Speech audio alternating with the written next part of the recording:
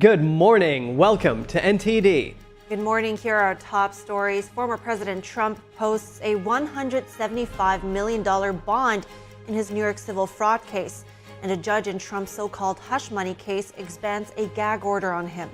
A judge rules that first son Hunter Biden will face trial in a $1 million tax evasion case, rejecting multiple appeals to dismiss. The Port of Baltimore opens a temporary channel to let some trapped ships out, and the owner of a cargo ship that rammed into the bridge moves to limit liability for the deadly disaster. The Florida Supreme Court paves the way for a 6-week abortion ban to take effect. At the same time, a separate ruling approves a ballot measure to protect abortion access in the state. Trump media stock plummets by over 20% after the company reported a $58 million loss last year. As China grapples with its foreign investment issue, some individuals and investors could be stopped at the airport and banned from leaving. We have the details from the host of NTD's Business Matters. The total solar eclipse is almost here. Texas residents will have the best seat to view the event. Hear what people are doing to enjoy this rare astronomical event.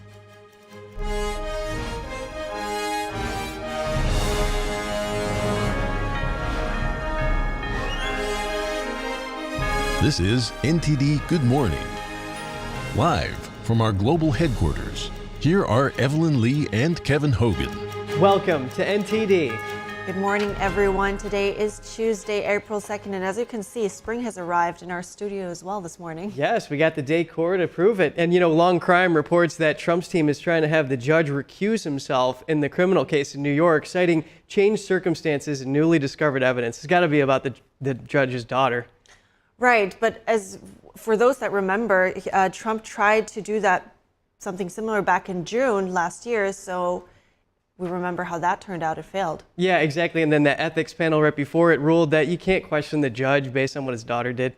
Right. So our top news today, former President Trump posted bond in his New York civil fraud case. The bond will allow Trump to appeal the verdict without the threat of his properties being seized. And a judge in Trump's so-called hush money case expanded a gag order on the former president. His lawyers say this is unconstitutional. NTD's Jeremy Sandberg has the story. Trump on Monday posted a $175 million bond as he appeals the judgment against him in the New York civil fraud case. A state appeals court last month lowered the bond amount by several $100 million. Trump's attorneys previously argued that covering the original $464 million bond was not feasible. The bond will pause any action that State Attorney General Letitia James could take against Trump's properties in response to the judgment. In February, a judge found Trump liable for overvaluing his wealth. Trump has appealed the verdict. Today, justice has been served. Today, we prove that no one is above the law, no matter how rich. The bond will hold until at least September, when the state appeals court also sets a schedule to hear Trump's appeal. If the court upholds the judgment, Trump will have to pay the whole sum, along with interest. But if Trump wins, he will be refunded the amount he has posted now. A judge in Trump's so-called hush money trial expanded a gag order against the former president. The order from last week prevented Trump from making statements about witnesses, jurors, prosecutors, court staff, and their families. Now the order will also include family members of the court and the Manhattan DA. The case revolves around Trump's alleged payment to adult film actress Stormy Daniels, which prosecutors say violated campaign finance laws. Trump has denied having an affair with Daniels or any wrongdoing in the case. The gag order comes after Trump made a social media post mentioning Judge Merchan's daughter, Lauren Merchan. She's a Democratic political consultant. Trump wrote on Truth Social that she, quote, makes money by working to get Trump. Judge Merchan said this will make everyone involved in the case fear for their loved ones and interfere in the administration of justice. Trump's lawyers argued that his comments are protected under the First Amendment. They oppose any expansion of the original order. They wrote that Trump's comments about Judge Merchan's daughter should be understood as criticism of the court and not a personal attack. They argued that criticism of government is constitutionally protected and asked the court not to grant the gag order extension. Jeremy Sandberg, NTD News. A federal judge on Monday denied a motion to dismiss charges against Hunter Biden for tax evasion. President Biden's son is accused of repeatedly failing to file and pay his taxes on time. Hunter Biden is also accused of filing false returns to avoid paying taxes and falsifying records related to his company's payroll. The charges say Hunter Biden evaded $1.4 million in taxes while allegedly spending money on a lavish lifestyle. The younger Biden has pleaded not guilty to all charges. His attorney said last month the case against Hunter Biden was politically motivated and filed several motions to dismiss. However, the judge rejected these claims, saying Biden's lawyers provided no evidence. The case could now go to trial in June. The owner and manager of the cargo ship that rammed into the Baltimore bridge aims to limit liability for the deadly disaster. A court filing yesterday seeks to cap the company's liability at just over $430 million. A federal court in Maryland will ultimately decide who is responsible for what could become one of the costliest catastrophes of its kind. The Port of Baltimore opened a temporary channel on Monday that let some tugs and barges through that were trapped by the collapsed bridge. The recovery team, led by the Coast Guard and the state of Maryland, aims to reopen the port quickly. But first, it must free the cargo vessel that hit the bridge. It's stuck under bridge debris with 4,000 containers and a 21-member crew stranded on board. President Biden will travel to Baltimore on Friday and is expected to meet with state and local leaders as he tours the damaged area. And Easter at the White House wasn't without some controversy, despite President Biden now denying responsibility for proclaiming a transgender holiday on Easter Sunday. NTD's White House correspondent Iris Tao has more. President Jones.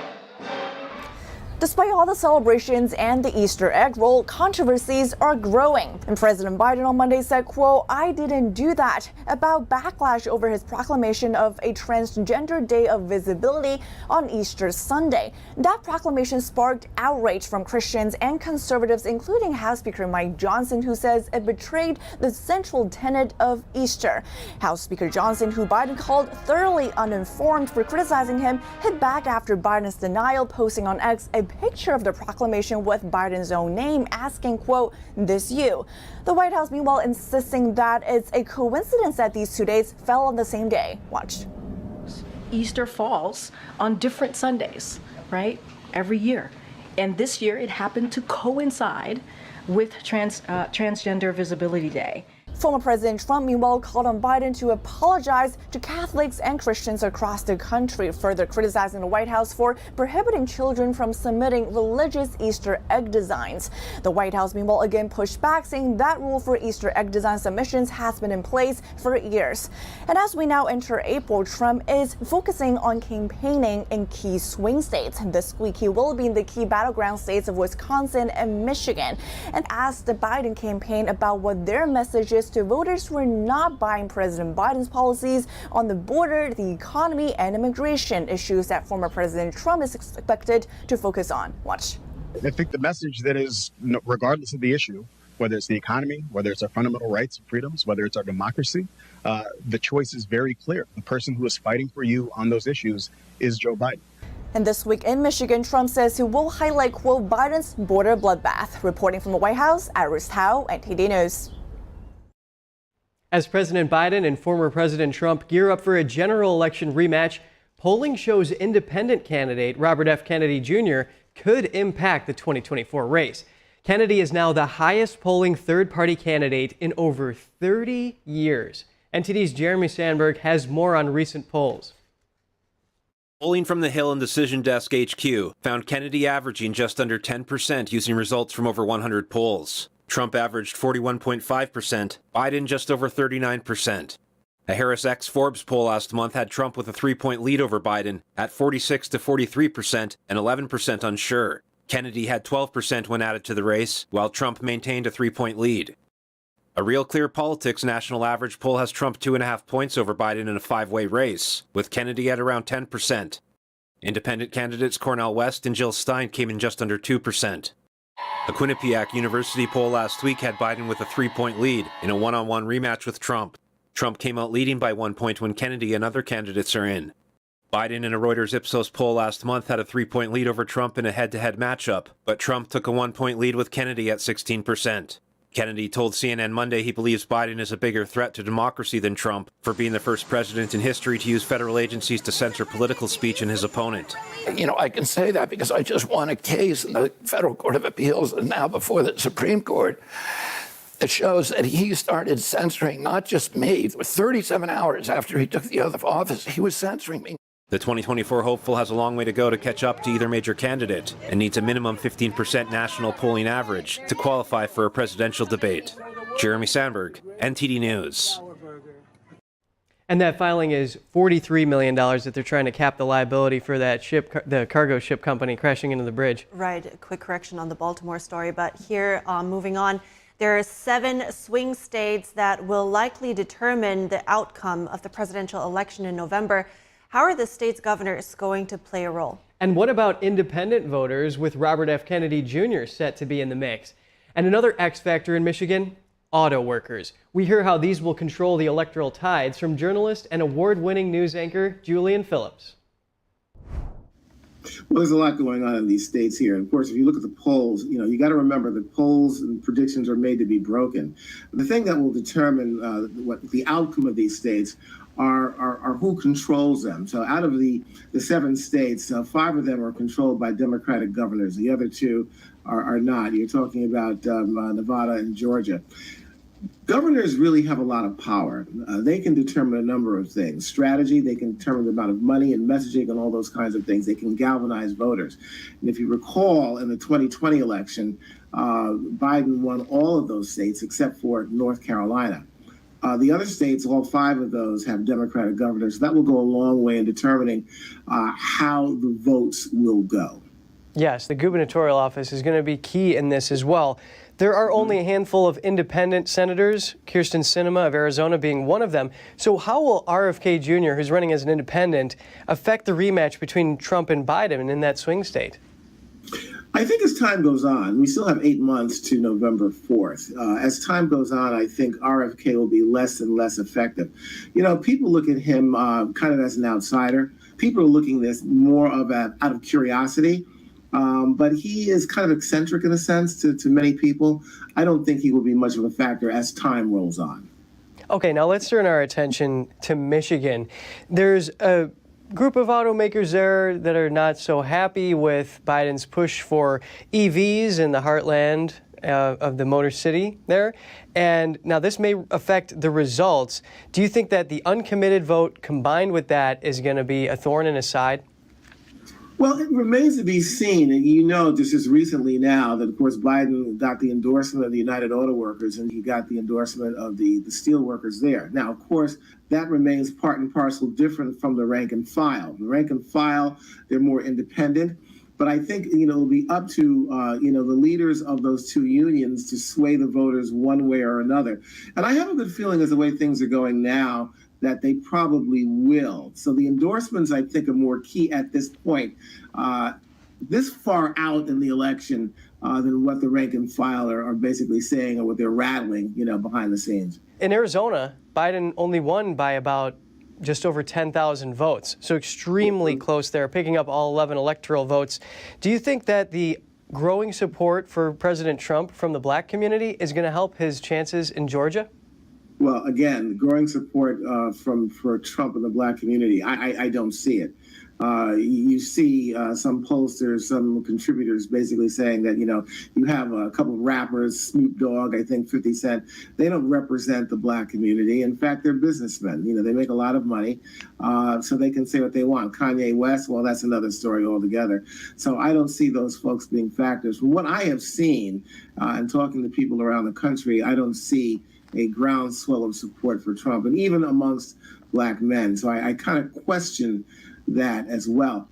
All right. Julian Phillips, journalist and award-winning news anchor, thank you so much for your input. My pleasure.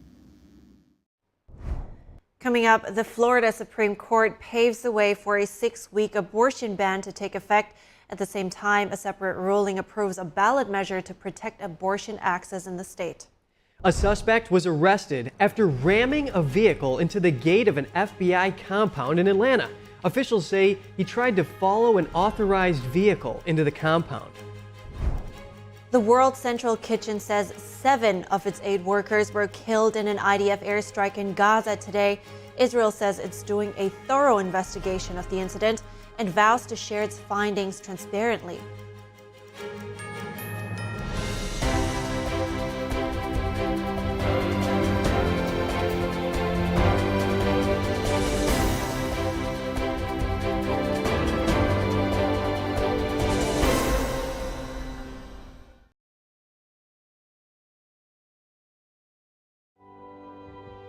There's a whirlwind of emotion and activity going on in this painting. And this chaos all around and threat from below. The walls surrounding her, and they're anything but unmoved. They're moving all the time, and we sense that. But this little girl remains unmoved. She's in quite a perilous situation, but she's completely strong and serene, and she's actually meditating.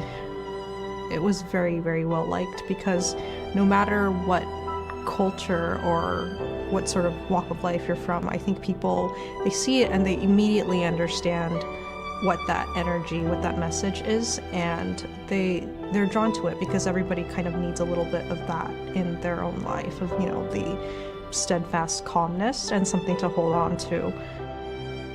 It's definitely an inner peace in the midst of something very chaotic, and for a lot of people right now, the whole world is very, very chaotic. So I guess that's another reason why so many people are very drawn to this.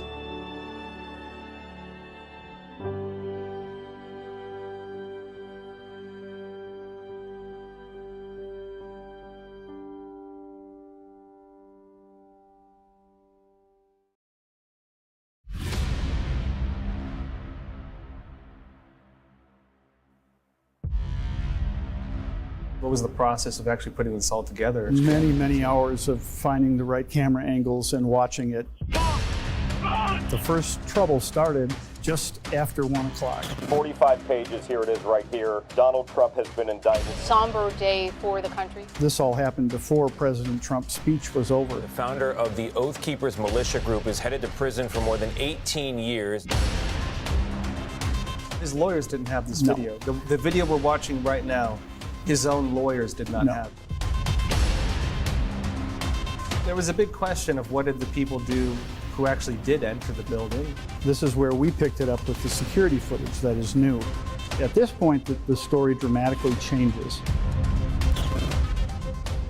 The New Jersey man who assaulted a Capitol police officer on January 6th has been sentenced. So this was withheld. This was not shown to the defense. That could be considered exculpatory evidence. This doesn't seem like what a lot of the media is showing. It's going to change narratives no matter what your political perspective is.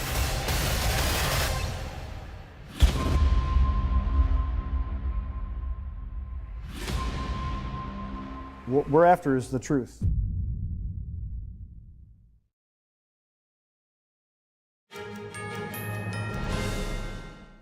Good to have you back. The Florida Supreme Court yesterday upheld the state's 15-week abortion ban.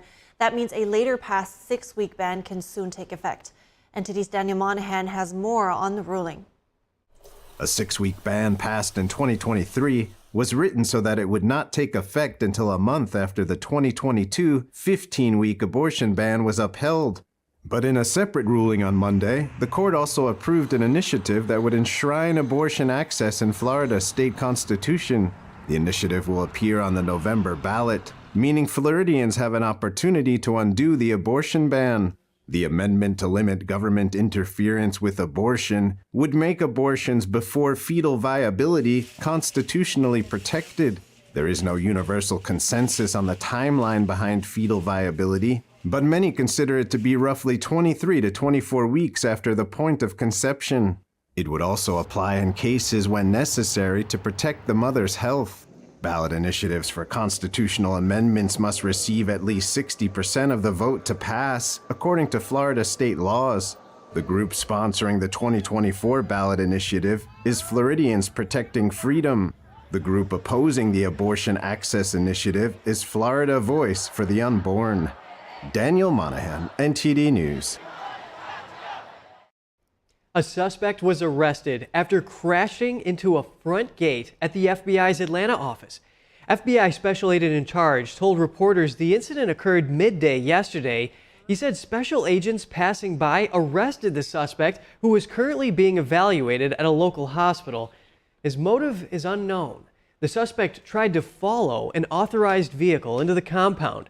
The barrier forced him to stop and crushed the front of the SUV he was driving. The FBI confirmed there were no injuries and said an investigation is underway.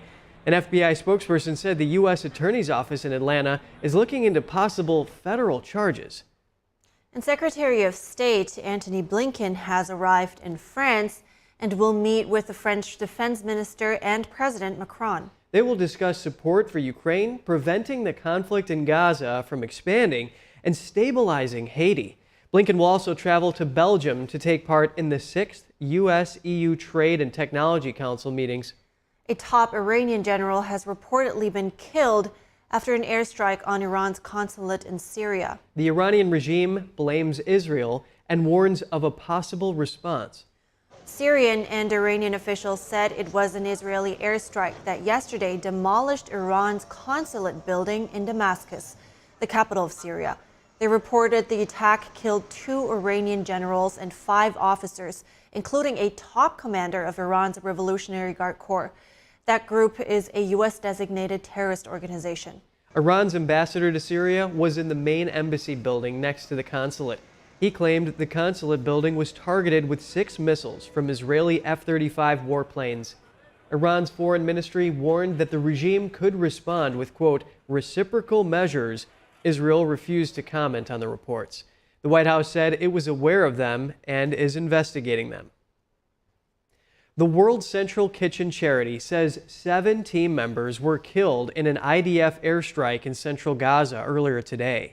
The group says that includes a dual U.S.-Canadian citizen, along with foreign nationals from Australia, Poland, Britain, and 1 Palestinian. Australia's Prime Minister demanded accountability and called for an end to the war. The World Central Kitchen said the workers were traveling in 2 armored cars with the charity's logo and another vehicle. The charity says the convoy was hit leaving a warehouse after unloading and coordinating with the IDF. Israel's military says it's conducting a thorough review at the highest levels to understand the circumstances. An IDF spokesman offered his deepest condolences and praised the charity for doing what he called critical work on the front lines of humanity. He noted it had been among the first charities to help Israelis after the October 7th terror attack. He pledged Israel will get to the bottom of the tragic incident and share the findings transparently. Also, Israeli forces left the largest hospital in Gaza yesterday, Al-Shifa, after a 2-week operation by special forces. The IDF says troops killed over 200 Hamas and Islamic Jihad terrorists and detained over 500. Israel's military says intelligence found terrorists returned to the hospital to use it as a command center after a raid last year. The IDF says it started a precision operation by first instructing soldiers on operating cautiously. That included taking measures to avoid harm to civilians, patients, hospital staff, and equipment. Israel says it found terrorists and weapons in the maternity ward, as well as intelligence documents, computers, and cash worth over $3 million in other parts of the hospital. An IDF spokesman said emergency patients were evacuated before the raid, with over 6,000 civilians moved as part of the evacuation. He said the main emergency room, maternity ward, and another complex building had been destroyed in the fighting. The IDF says fuel and aid were brought in and that no civilians, patients, or medical personnel had been hurt by Israeli forces. Here's Israeli government spokesman Avi Heyman on the operation. I believe that the terrorist takeover of Shifa and the subsequent special forces operation to clear the hospital of terrorists will be studied by future generations of military strategists at West Point and Sandhurst as the gold standard for urban warfare. The Israeli parliament passed a new law yesterday, allowing the government to temporarily shut down Qatari TV network Al Jazeera. Israeli lawmakers say the network uses freedom of the press to act as a mouthpiece for Hamas and could undermine national security. The White House responded, saying it believes in freedom of the press and is concerned about the new law. For that and more updates on the war, NTD's Tiffany Meyer spoke with Alex Trayman, CEO and Jerusalem Bureau Chief of the Jewish News Syndicate, who is now in Jerusalem. He explained the Israeli people's sentiment toward Al Jazeera. They see an outlet that is basically a mouthpiece of Hamas, that has had Hamas members as journalists in the channel. They saw Al Jazeera broadcasting Israeli military positions because they had access inside Israel that was then information used by Hamas. And even just last week, a story that was broadcast by Al Jazeera, which was later retracted quietly, that Israeli soldiers were raping Palestinian women, which was a claim that was later found to be unfounded and quietly retracted. So Israelis definitely think that Al Jazeera is working distinctly against Israel's interests and therefore felt that they had the legal means and authority to shutter the entity. Coming up, as China grapples with its foreign investment issue, some individuals and investors could be stopped at the airport and banned from leaving. We have the details with the host of NTD's Business Matters. Truth Social stocks plummet after news of Trump media losses in 2023, but Trump himself joins an elite list of billionaires. Get the story coming up. The biggest investigation in FBI history. There are more than 1,100 arrests. I sacrificed my dream job to share this information with the American people. Those involved must be held accountable. He's an innocent man.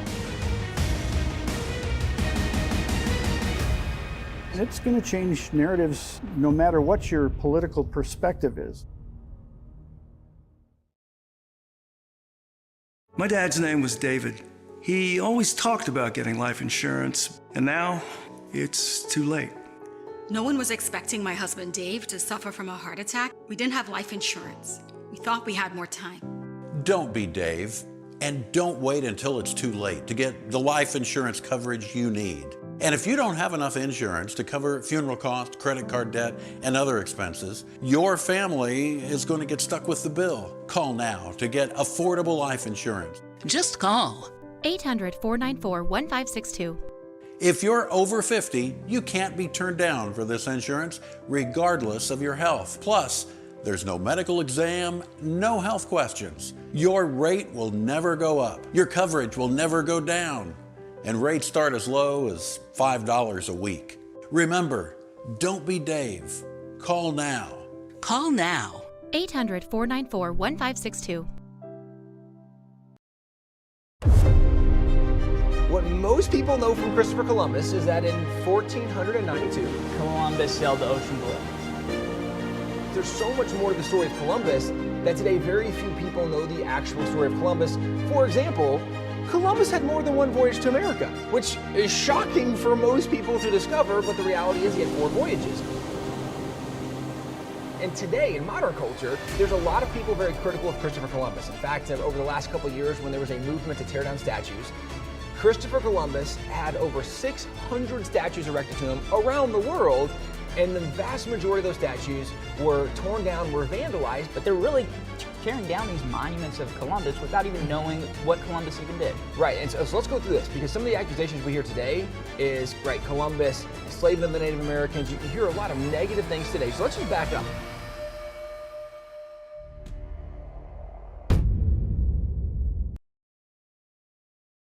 Need a ride? Yeah! Driving with kids is a big responsibility. Hop in and buckle up! So don't sweat the small stuff. You got paint all over our paper!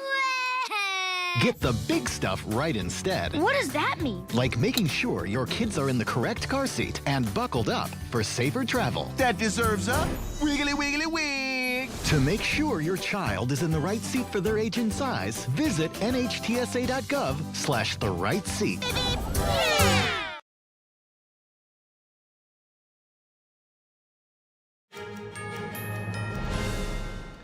Thanks for staying with us. And we have NTD's Business Matters host Don Ma with us now to give us the latest updates from the financial world. Don, are powerful and wealthy people really getting stuck in China?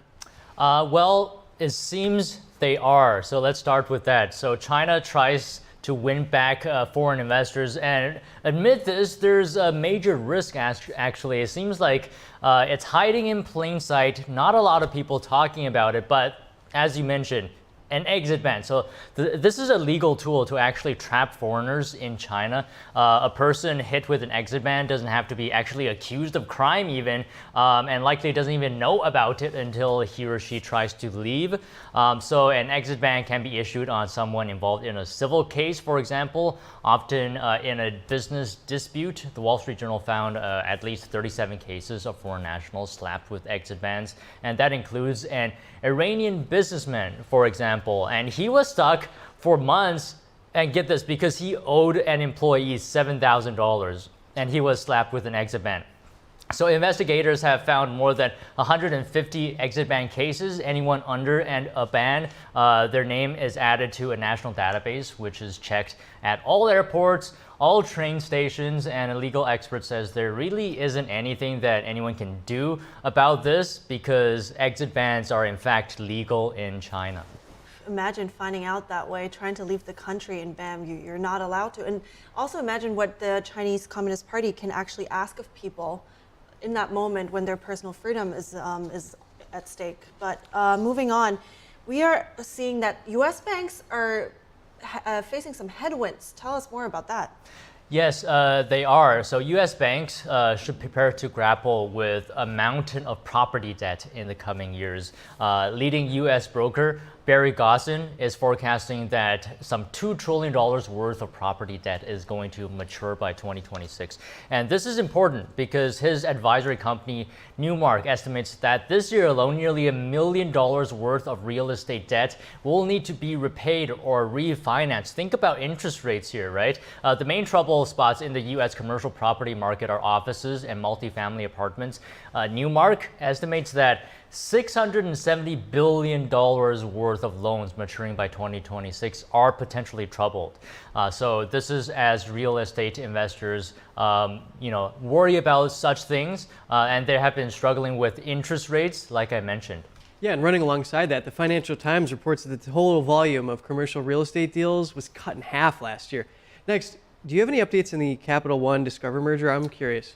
Yes, so one of the very closely watched mergers in the U.S., so Capital One or Discover, they're going to have to face a termination fee if it doesn't go through of $1.4 billion, nearly that is. So if they fail under circumstances, that's the amount they'll have to fork out. And this is according to regulatory filings. Capital One Financial is working to acquire Discover Financial Services. The merger would give Capital One access to Discover's payment network and allow it to be less reliant on Visa and MasterCard. The all-stock deal would create the biggest U.S. credit card issuer. Now, the merger, of course, is expected to face intense antitrust scrutiny. Right. Big undertaking. It seems like an uphill battle too. But Google has also been hit with a lawsuit. What are they doing to are they doing in that situation? Yeah, so Google apparently is set to delete billions of user browsing records to settle a $5 billion privacy lawsuit.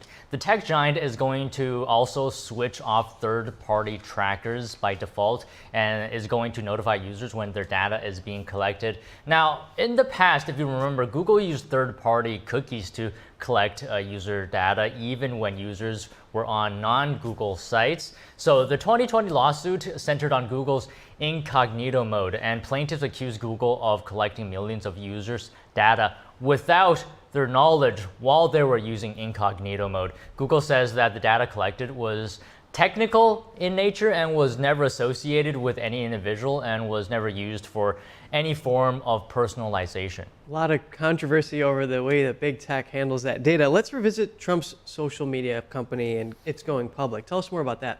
Yeah, a very hot topic right now because Trump's media shares, which were rising sharply after their public debut last week, have lost over 20% of their value, and the stock rocketed to almost $80 a share. The stock closed yesterday at less than $50 a share, just a comparison for you guys. And this means early investors in the Truth Social company took a sizable hit, if you will. The plummeting stock value can be pinned on a legal filing, perhaps the company made yesterday. The company said in 2023 they lost $58 million and earned about $4 million in revenue.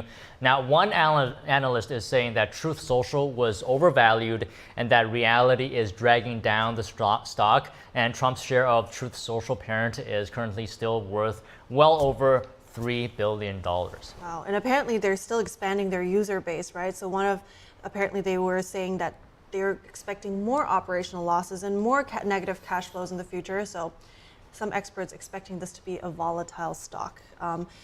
So let's talk about United Airlines. I know you brought some updates there too. Yeah, just one more update for you guys. United Airlines wants its pilots to take time off, but there's a catch here. It's unpaid. And the issue is that Boeing hasn't been able to deliver some of the airplanes United orders. And since there aren't enough planes to fly, the airline is kind of asking pilots to volunteer for unpaid leave here. And for now, this is a request for the month of May, but a pilots union memo says the voluntary unpaid time off program could extend through the summer. Over 80% of United's fleet are Boeing planes, in fact, and the carrier is looking into buying more jets from Airbus, which is a rival of Boeing, but deliveries on new orders could take years here, and United pilots won massive pay raises last summer, increasing their salaries by 40%. Yeah, in addition to that, a lot of these top execs at airlines are getting really frustrated over those delays from Boeing. Don Ma, host of NTD's Business Matters, thank you. Thank you. And stay with us. A new report says in over 20 states in the U.S., a home buyer needs a six-figure income to pay for it. Find out the latest and most affordable states. Unpaid property taxes mounting in New York City after the city fails to reauthorize a tax lien sales program that punishes delinquency. We ask New York residents what they think. And Shen Yun Performing Arts is coming to New York City. After a successful stop in New Brunswick, New Jersey, we hear what some audience members had to say about the show after the break.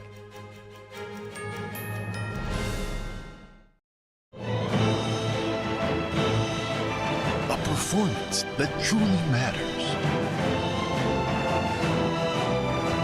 for each and every one of us.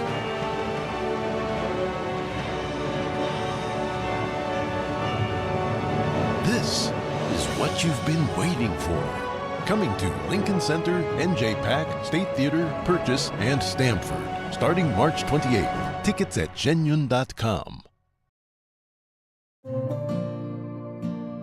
Imagine a coffee that cares for your health. Expertly fermented with a 50 enzyme complex to enhance flavor and remove bitterness. Small batch roasted to a decadent medium dark, resulting in a brew that is gentle on digestion, low acid, and up to 90% less caffeine than regular coffee.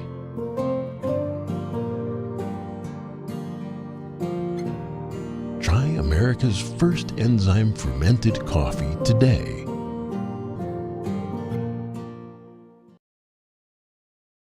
Stay tuned to get 2 rolls of alien tape free. You wouldn't stick your mother-in-law on the wall, but you could with alien tape. It just sticks. Just peel and stick to make anything stay in place quick. Brick, pavers, marble, tile, plastic, even leather. Nothing works better than alien tape. You wouldn't stick your fishbowl on a moving car, but you could with Alien Tape. The secret is nano-stick technology that grabs and locks on to secure one side of the surface to the other. Alien Tape secures in seconds, then twist, pull, and rinse to reuse. Call or go online to get your first roll of Alien Tape for just $19.99, plus shipping and processing. But to make this deal really stick, we'll give you 2 more rolls absolutely free. You get 3 rolls of Alien Tape for one low price. Order now. To order, call 1-800-490-1364 or go to tryalientape.com. So call 1-800-490-1364 or order online at tryalientape.com. The tempting online world is encroaching on our campus. Is unplugging cables and confiscating phones the solution to protect our children? No, we just need a clean multimedia platform. Join Ganjing Campus to leverage premium channel features, professional development courses, and kindness event toolkits tailored for teachers. Build a truly positive and interactive classroom community. Foster a pure and delightful learning environment for children.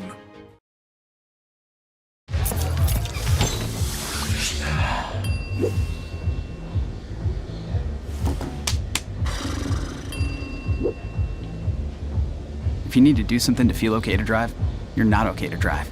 Don't drive buzzed.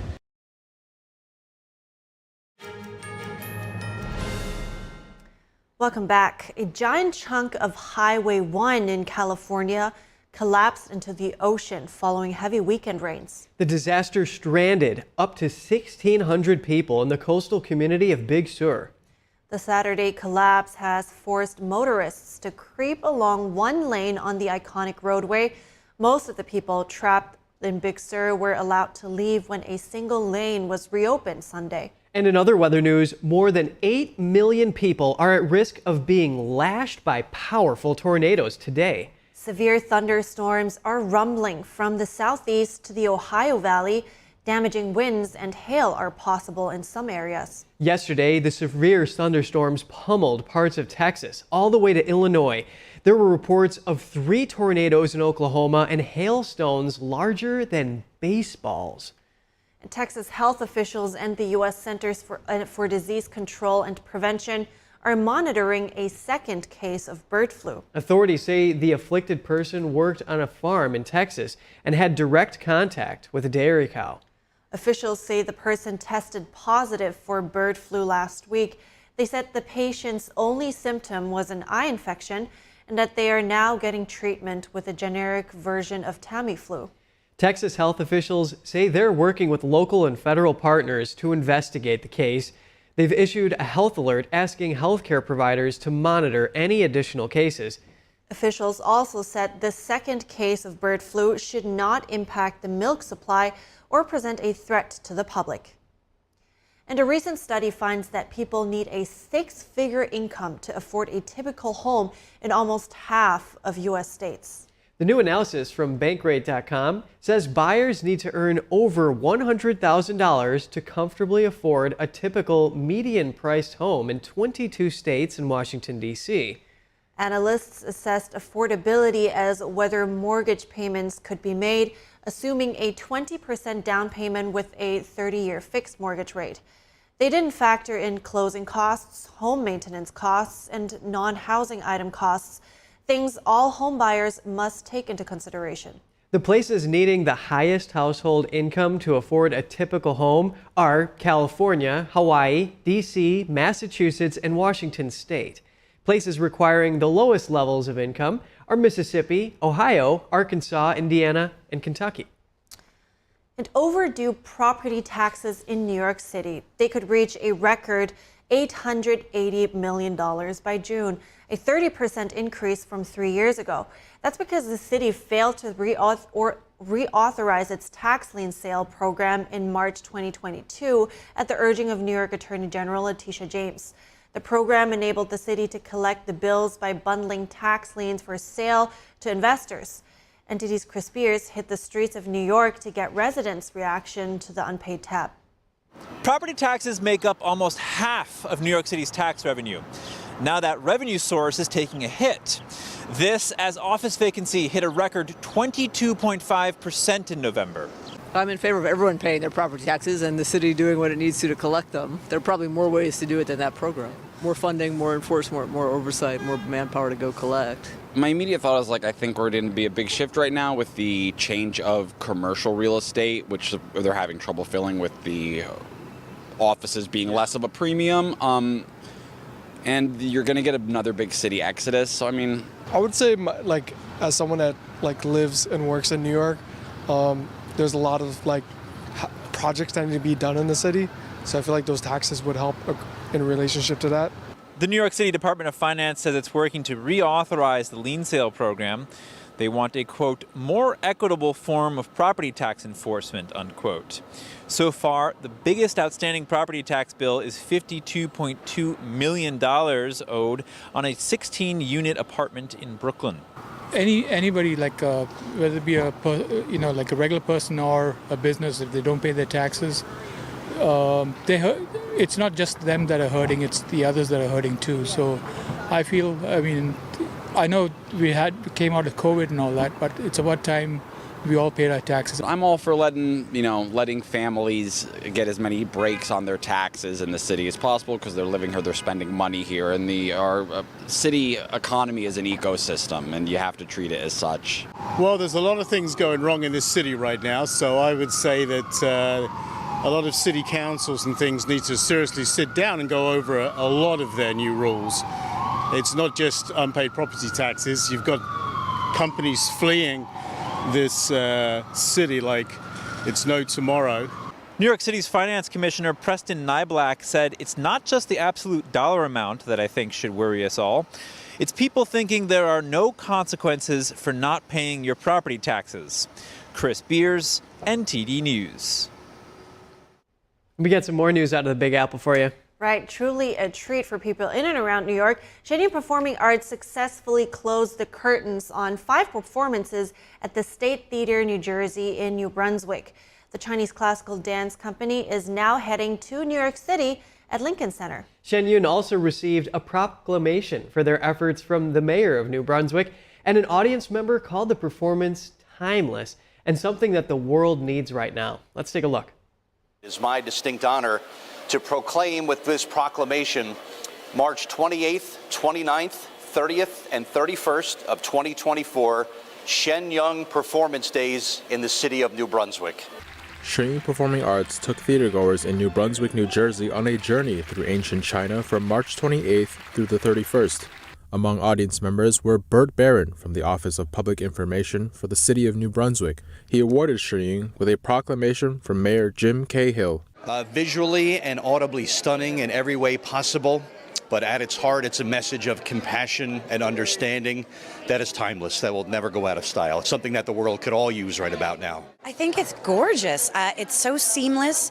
The orchestra is doing a fantastic job. I think the conductor really feels the emotion behind the songs and carries that through each movement. It's beautiful. It is very well done. Everything is so beautiful. I keep using the same word, but it's just the colors and the dance and the music all together. I mean, everything is just, I want to think of a better word than beautiful, so maybe fabulous. Through story-based dance and music, Shen Yun aims to revive 5,000 years of traditional Chinese culture and values from a time before communism. Audience members admired Shen Yun's efforts and took note of a deeper message. I loved everything. I particularly enjoyed how the goodness showed through, that it was warm and important. This entire show takes place before communism. And the theme it brings of compassion and caring, goodness and light, was very evident to me, and one of the reasons I enjoyed it so much. I feel the energy, I feel a message of peace and harmony and being at peace with your soul, and I really like this message. Theatergoers were mesmerized and highly recommended seeing Shen Yun. Incredible costumes, wonderful music, timeless presentation, and this is a show that I would recommend to absolutely anyone. I'd say go. Go, go, go. Don't wait. Enjoy it. Yeah, I know we did. We came as a family and we all enjoyed it. Shen Yun can be seen at the David H. Koch Theater at Lincoln Center in New York City, New York from April 3rd through April 14th. NTD News, New Brunswick, New Jersey. And Shen Yun is bringing around 30 performances to 5 cities in New York, New Jersey, and Connecticut.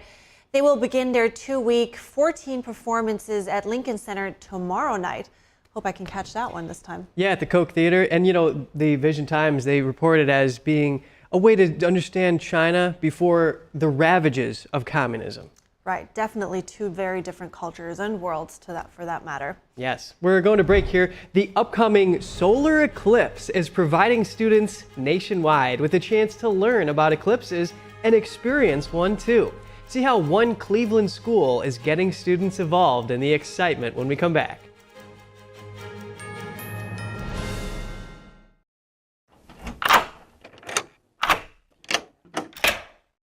I'm Jonathan Lawson. If you're 50 to 85, I have an important message about security. Write down the number on your screen so you can call when I finish. The lock I want to talk to you about isn't the one on your door. This is a lock for your life insurance, a rate lock that guarantees that once you're insured, your rate can never go up at any time for any reason. But be careful. Many policies you see do not have one. But you can get a lifetime rate lock from Colonial Penn. Call this number to learn more. This plan was designed with a rate lock for people on a fixed income who want life insurance that fits their budget and is simple to get. Coverage options start at $9.95 a month, less than 35 cents a day. Act now, and your rate will be locked in for life. It will never increase, guaranteed. This is lifelong coverage that can never be canceled as long as you pay your premiums, guaranteed. And your acceptance is guaranteed, with no health questions. You cannot be turned down because of your health. Call for your information kit and read about this rate lock for yourself. You'll also get a free beneficiary planner. Both are free with no obligation. Don't miss out. Call for information, then decide. Read about the 30-day 100% money-back guarantee. Don't wait. Call this number now. Call now and you'll also get this free beneficiary planner. Use this valuable guide to record important information and your final wishes, and it's yours free just for calling. So don't wait. Call 1-800-357-4821 for your free information. That's 1-800-357-4821. There's no risk or obligation. That number again is 1-800-357-4821. That's 1-800-357-4821. 1-800-357-4821. Call now. We've been spending a lot more time than ever at home these days. So maybe now you've just noticed cold air coming in from a couple windows, or that your patio door isn't closing fully, which means you're losing heat in the winter, losing cooling in the summer, losing money all year long.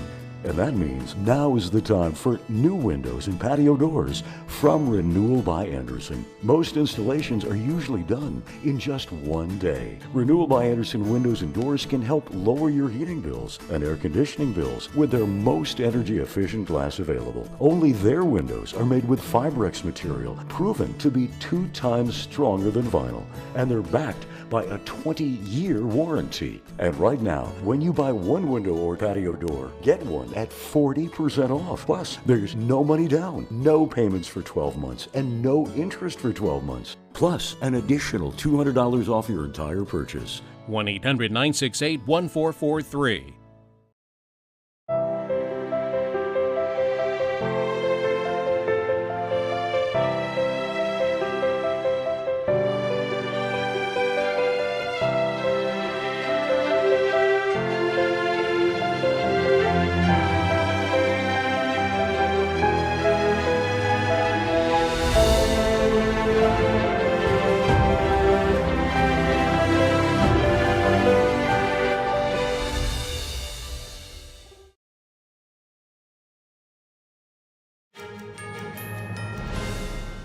Good to have you back. The solar eclipse is coming up on April 8th, and it inspires school lessons across the U.S.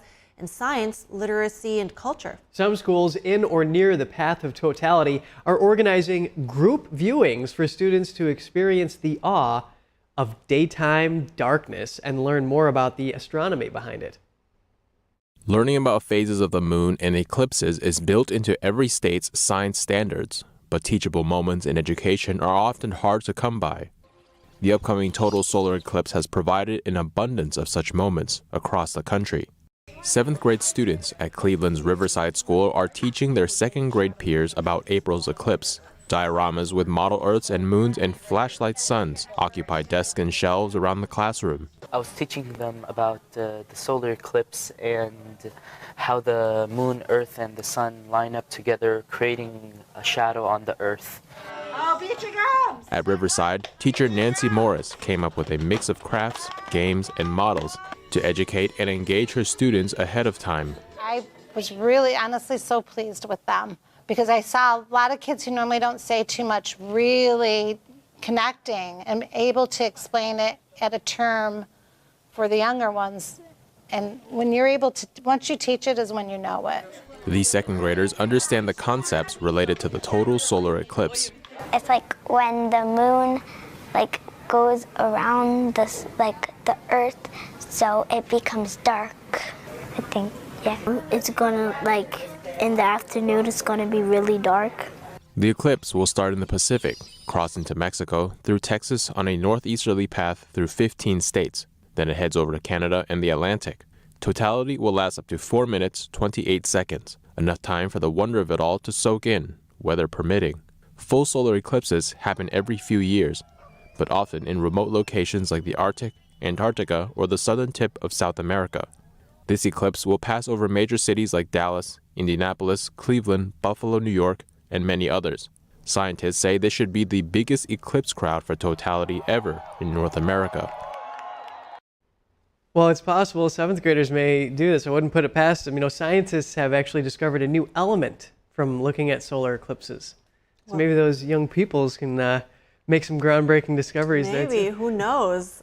Full of potential. Don't underestimate those kids. They can be really smart. Exactly.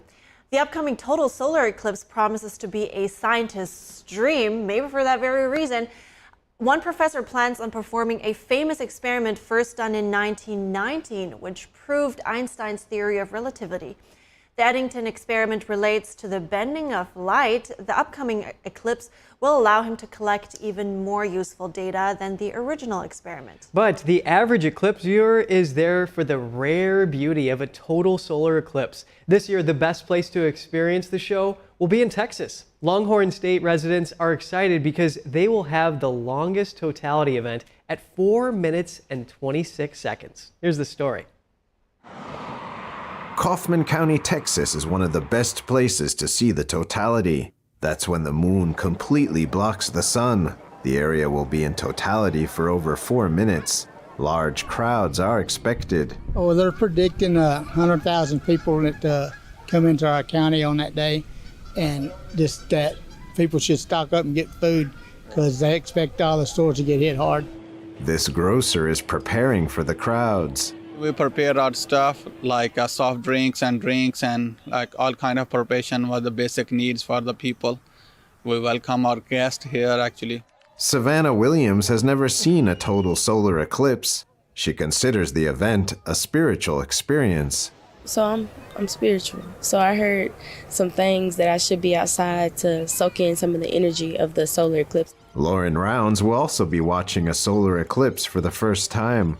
Personally, I've never actively looked at it, but I am super pumped to be able to view it this year. The local VFW is hosting an eclipse party with some tasty offerings. We're planning some events here at our Legion Post. We're going to get up early and come have breakfast. We're going to open our parking area up for people to come view the eclipse, and we're going to have hamburgers and hot dogs and everything for the people that are coming in. This man cherishes the opportunity to experience the event with his multi-generational family. I look forward to spending this time with my family so that as my generation fades out, my granddaughter will remember witnessing a total eclipse with her dad and her grandfather. No matter what the reason, the eclipse promises people memories they can cherish for a lifetime. The next total solar eclipse visible from the U.S. isn't due for another 9 years. So much anticipation. Yeah, around New York, I think I have to go now. I've seen so much about it. I think it passes through the Niagara Falls too, so it's a great one-day trip if you have the time. Yeah, I was traveling upstate this weekend and I saw all the signs, April 8th, Oh, yeah. just be ready, the different routes to get up there and everything. And they say, according to L'Officiel Austria, that the solar eclipse is a time of transformation, leaving that old poetic. chapter and then entering a new one. All right, sold. All right, we're heading to a quick break and we'll be right back in a minute or so stay with us. NTD News, the fastest growing independent news source in America, bringing you breaking news from around the world. Expert analysis, investigative reporting, and original award-winning documentaries. We're known for our uncensored China coverage you won't find anywhere else. We cover the stories that affect you and shape our world without the political noise. We report from the heart with you in mind. Watch us right here on NTD News. Good morning. Welcome to NTD. Good morning. Here are today's top stories. Former President Trump is in Wisconsin to hold a rally and address some of the biggest issues on voters' minds as the state heads to their polls for their primaries. And Trump posts a $175 million bond in his New York civil fraud case. And a judge in Trump's so-called hush money case expands a gag order on him. The Florida Supreme Court paves the way for a 6-week abortion ban to take effect. At the same time, a separate ruling approves a ballot measure to protect abortion access in the state. A suspect has been apprehended after crashing a car into the gate of Atlanta's FBI headquarters. A giant slice of an iconic California highway slips into the ocean after heavy storms and powerful tornadoes threaten millions of people across the nation. New technology will allow the blind and visually impaired to experience the upcoming solar eclipse through sound. How that's achieved.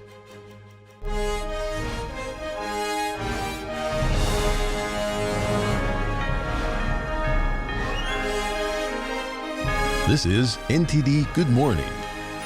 Live from our global headquarters, here are Evelyn Lee and Kevin Hogan.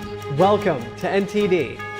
Welcome. Today's Tuesday, April 2nd. In today's top news, former President Trump is campaigning in key swing states today. So we have NTD's Jack Bradley joining us now live from Green Bay, Wisconsin. Jack. There we go. Good morning, Jack. It's really good to see you. Tell us, please, what's the latest on the Trump campaign? Well, good morning, guys. Yes, well, today is primary day here in Wisconsin. So it is an open primary here and a swing state, so you don't have to register a certain party to vote here. But Trump and Biden pretty much have no challengers during this election here in Wisconsin. But there are some things to pay attention to. This evening, Trump will be holding a rally where I am in Green Bay, Wisconsin. And right before that, he'll be in Grand Rapids, Michigan, holding a speech to talk about how the illegal immigration crisis has been impacting residents up here in the Great Lakes. Now, as far as the illegal immigration crisis, Grand Rapids is the latest community to express outrage over an alleged illegal immigrant allegedly killing a 25-year-old woman. He was a previously deported Mexican national. When President Biden took office in 2021, he reversed many of Trump's border policies, and as we've seen records surge at the southern border of illegal immigrants coming through. Now, according to a March poll by the Associated Press Nork Center for Public Affairs Research, about 2/3 of Americans now disapprove of Biden's handling at the southern border, and including 4 in 10 Democrats, 55% of black adults, and 73% Hispanics.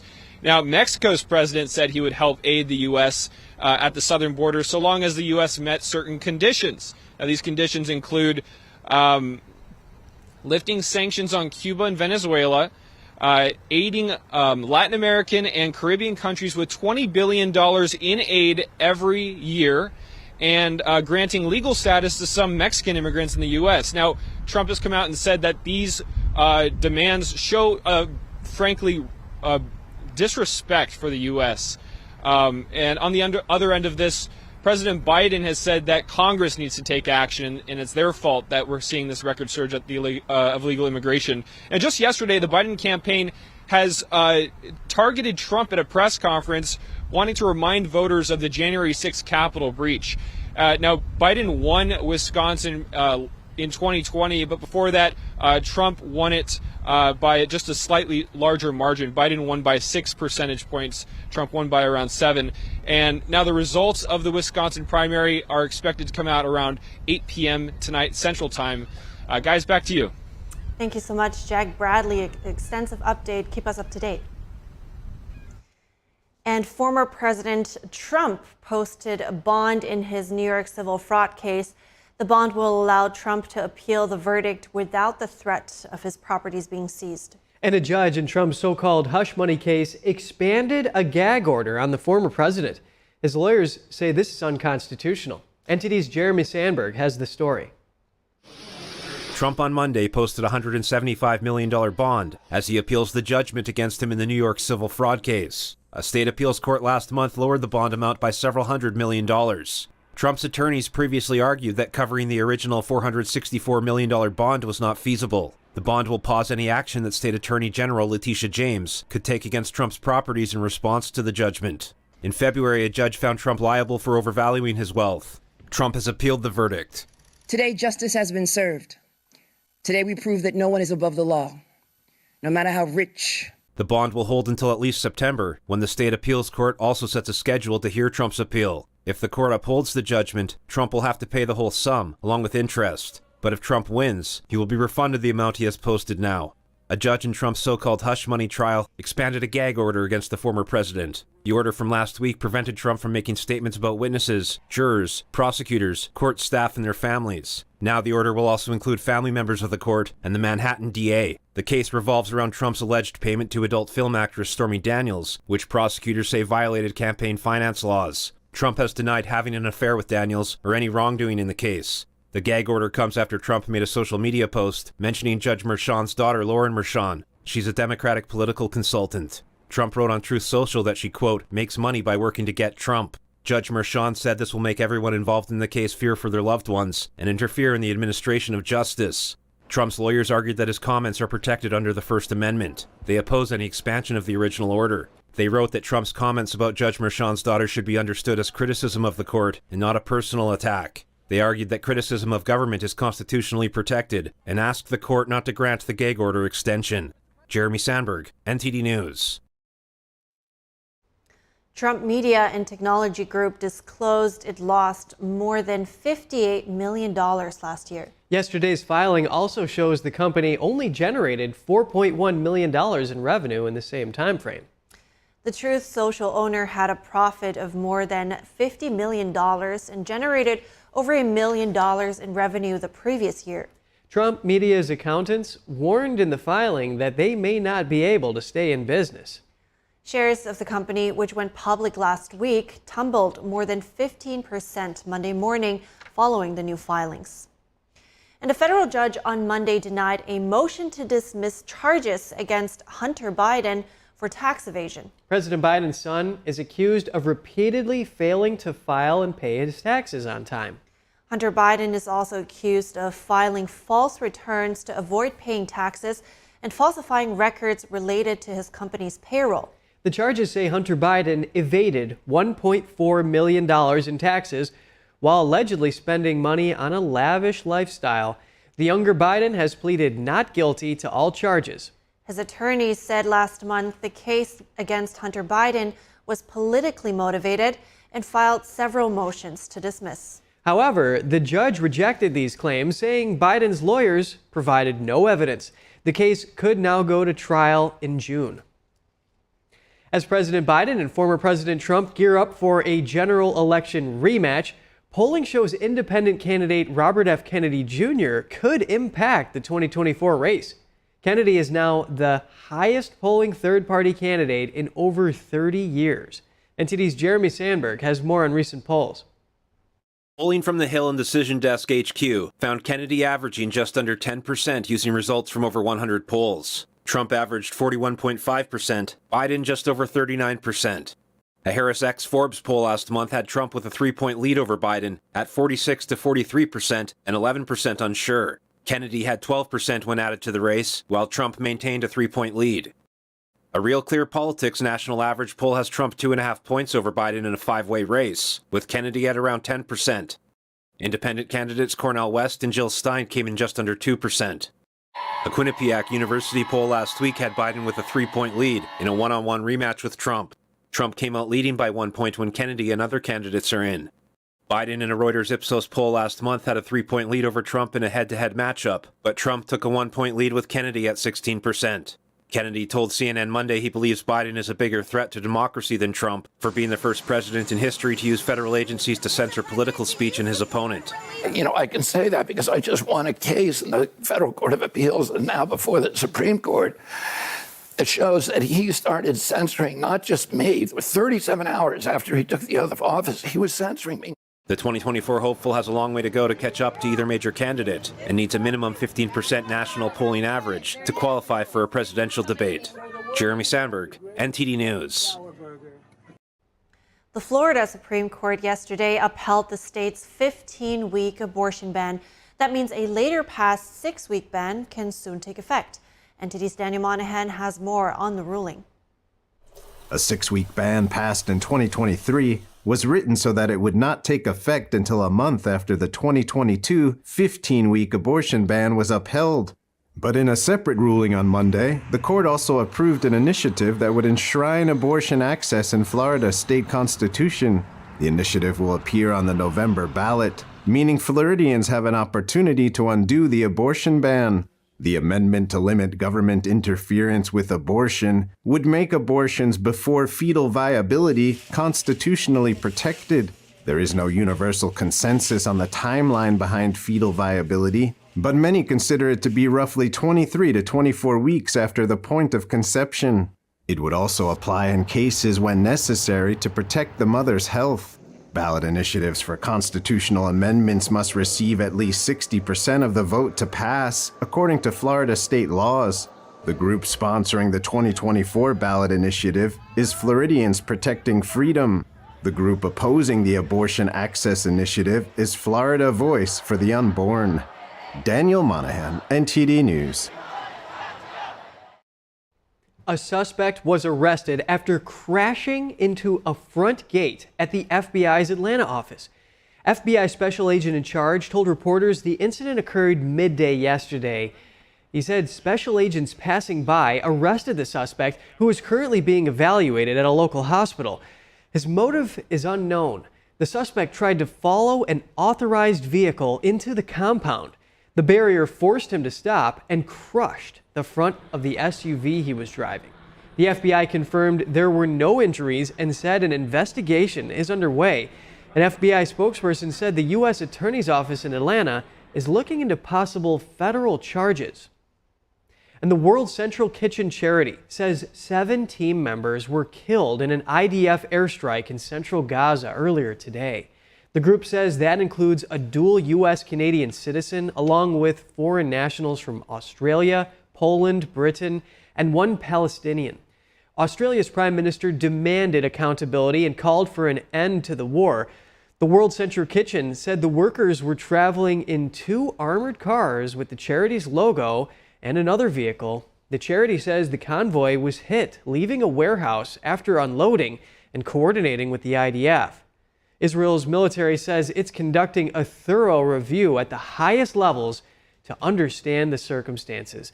An IDF spokesman offered his deepest condolences and praised the charity for doing what he called critical work on the front lines of humanity. He noted it had been among the first charities to help Israelis after the October 7th terror attack. He pledged Israel will get to the bottom of the tragic incident and share the findings transparently. Stay with us for the update on the severe weather tearing across the central U.S., including golf ball-sized hail and risk of tornadoes. Millions of Americans affected in this dangerous storm system. A meteorologist with information on how to stay safe. As people across the country prepare for the solar eclipse, the visually impaired can still enjoy the event through sound. We'll have the details coming up. Shen Yun Creations, the streaming platform from Shen Yun, featuring world-class dance, past programs, and all original music.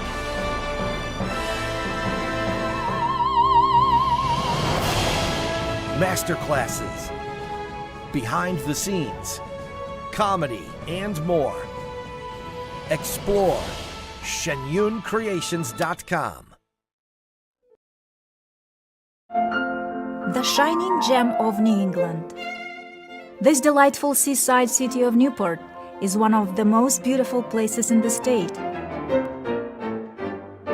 Today, we bring you here as we meet with our friends and fellow musicians from the Hermitage Piano Trio. As a team, they have garnered multiple Grammy Award nominations with their breathtaking performances. Oh, wow, I did not think this instrument can make that sound, right? The pandemic made this reunion even more special. 3 of us, we like it because we feel music the same way, so... Don't miss us on the next episode of Piano Talks.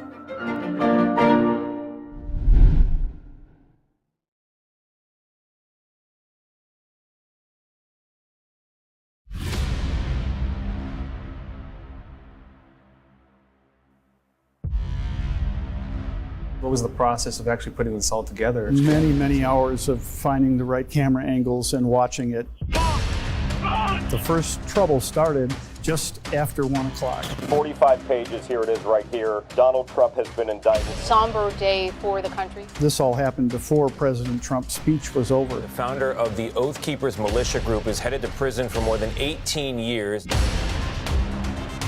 His lawyers didn't have this video. The video we're watching right now, his own lawyers did not have. There was a big question of what did the people do who actually did enter the building. This is where we picked it up with the security footage that is new. At this point, the story dramatically changes.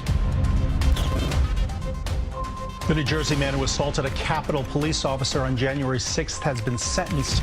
So this was withheld. This was not shown to the defense. That could be considered exculpatory evidence. This doesn't seem like what a lot of the media is showing. It's going to change narratives no matter what your political perspective is.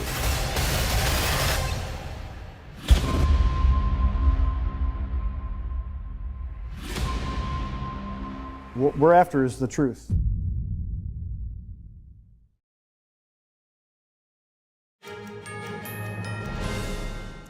Good morning again, and thanks for staying with us. A giant chunk of Highway 1 in California collapsed into the ocean following heavy weekend rains. The disaster stranded up to 1,600 people in the coastal community of Big Sur.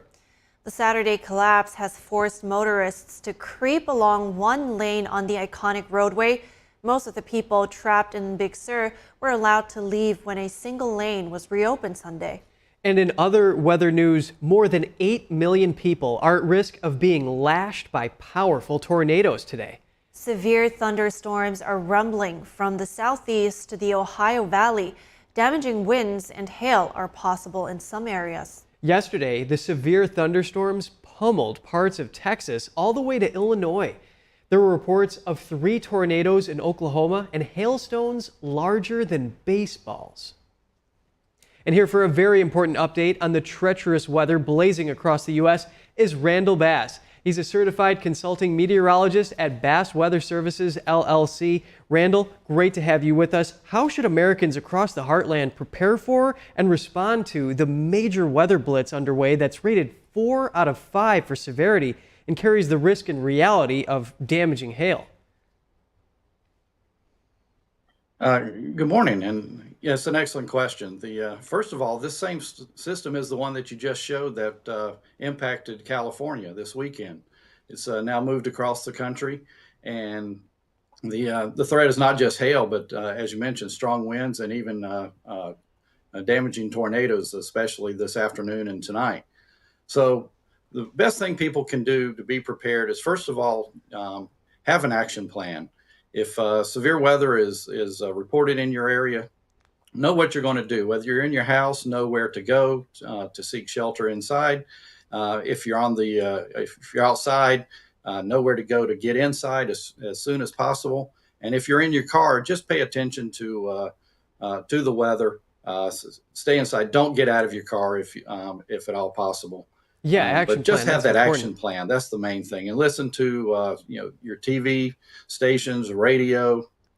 Even have your cell phones ready to receive severe weather reports, things like that. That's what you need to do. Yes, definitely. And hopefully some first aid kits are on hand and you know where those evacuation routes are. What is causing this whipping wind that reached 88 miles per hour in areas of Texas, ripping off roofs? And what are some best practices to keep your person and your property safe? Well, it's that same storm system that I just mentioned. It's just a very strong low pressure system over the Central Plains right now. It's going to move up into the Lake Michigan area and basically stall. And it's just that difference in air pressure is just going to cause the stronger and stronger winds. And then that area is actually going to induce another low pressure system that's going to develop over Virginia and move up into the northeast and become a true nor'easter for later this week. And they're going to see a lot of snow and wind up there, maybe blizzard conditions. So again, you've got to prepare and just be ready. Yeah, and that frequent lightning is also associated with this storm system here too. With this weather threat in such a wide area, putting 60 million Americans at risk, and EF2 tornado watches across Oklahoma and Mississippi, are people able to get the appropriate information to stay safe, especially since tornadoes can form in a few minutes? You're exactly right. And that's why you've got to have your best thing is probably to make sure that you have the ability to receive warnings on your phone. Most everybody has a cell phone. That's the easiest way to receive those kind of warnings. But if not, just pay attention to your local media, TV and radio. The National Weather Service will alert them. If you have a weather radio, make sure that the batteries are in it and that it works properly. The minutes count, even seconds count in those situations. So the more time you have, the better off you are to prepare yourself and get your loved ones safe as well. Yeah, and advisory agencies. Make sure your pets aren't outside. If you can bring them inside, if all possible. Yeah, do a head count. And even these advisory agencies are saying up to EF5 tornadoes are going to be expected here in the Mississippi Valley. So you got to be careful. Randall Bass, certified consulting meteorologist at Bass Weather Services LLC. Thank you for the update. You're very welcome. Take care. California Governor Gavin Newsom and Senator Alex Padilla urged the Biden administration yesterday not to scrap a subsidy program for semiconductor research and development facilities. The U.S. Commerce Department said late Friday it would scrap plans to fund the program from the $52.7 billion CHIPS and Science Act. That's due to what it called overwhelming demand for funding awards to subsidize chips production. President Biden is aiming to boost domestic output as part of efforts to reduce reliance on China and Taiwan as the November election approaches.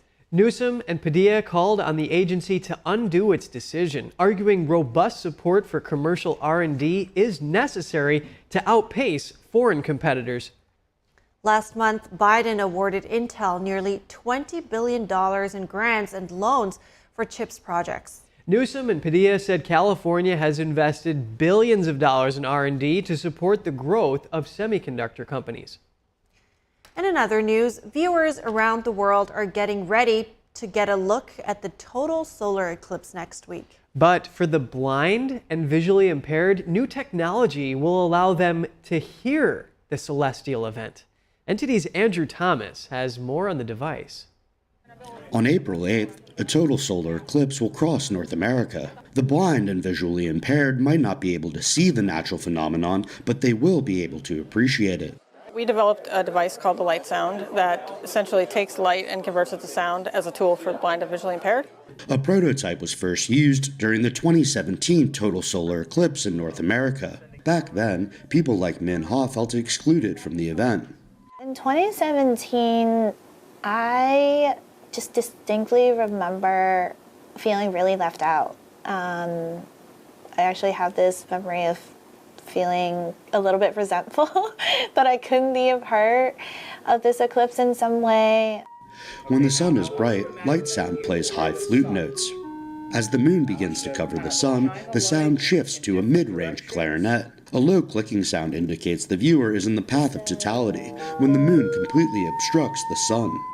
Even though we can't see something, it doesn't mean that we can't experience something.